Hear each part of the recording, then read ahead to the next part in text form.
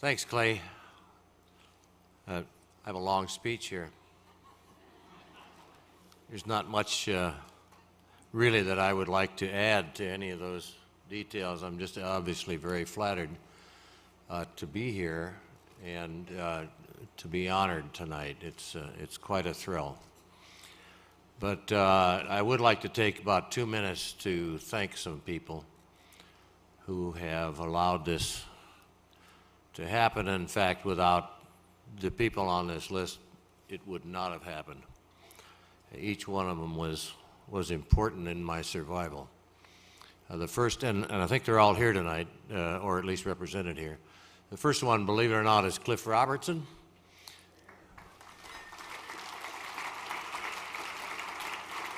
Who came up to my office at Robertson Aircraft and came in the door, and of course in 1969 or so, or 70, and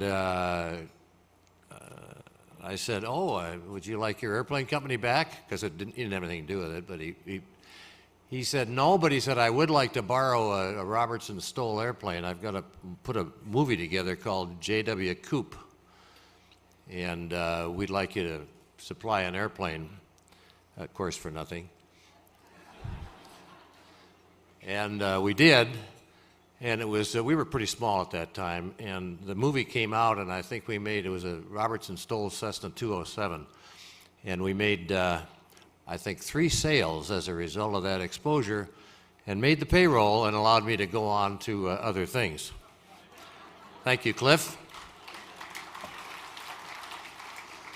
Believe it or not, Clay Lacey is the next guy on my I Wouldn't Be Here Without.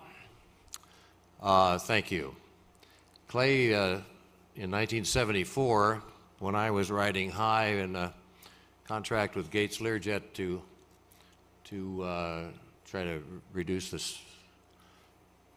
approach and takeoff speeds of the Learjet family, introduced me to Dee Howard and said, if you ever, and Dee said, if you ever have a problem completing that contract for one reason or another, and you just come on down to San Antonio and I'll help you out. That was in September of 74, and in February of 75, I came limping into San Antonio with no money in my pocket and a few well-bent pieces of aluminum.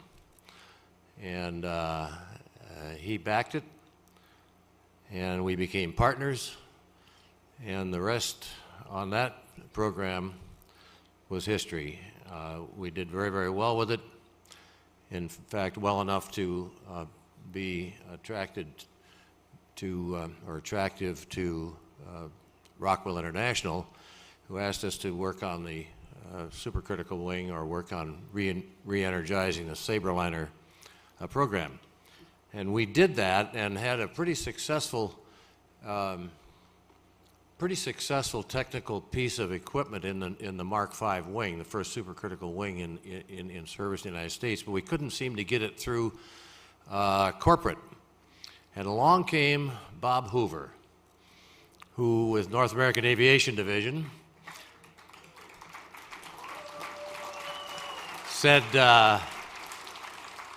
Jimbo, he said, let me have a little crack at that airplane. And he and, I believe, Bob, it was Bill Yoakley, the two of them went up all by themselves and rang that airplane out, and when he came back, he says, you know, that's a pretty good wing. I think it ought to go on a Sabre 65. And he went down and talked to whoever it was he was so well acquainted with down there, probably Bob Walker and some of those folks, Dale Myers. And anyway, we wound up being accepted with that wing, and the Sabreliner 65s are flying with that wing, and without Bob Hoover, I would have been another bankrupt.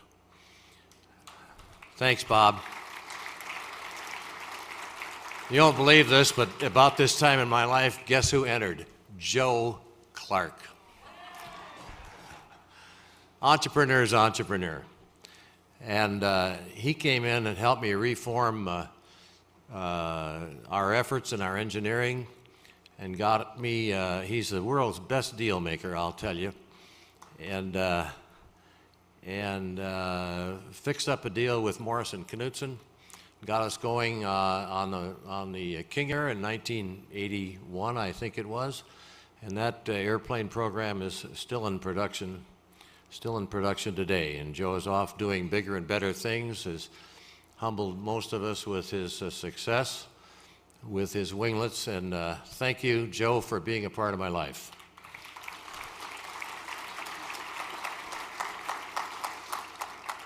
And Betty, when you say hello to your husband when you get home, be sure and tell him that Sherry and I said hi.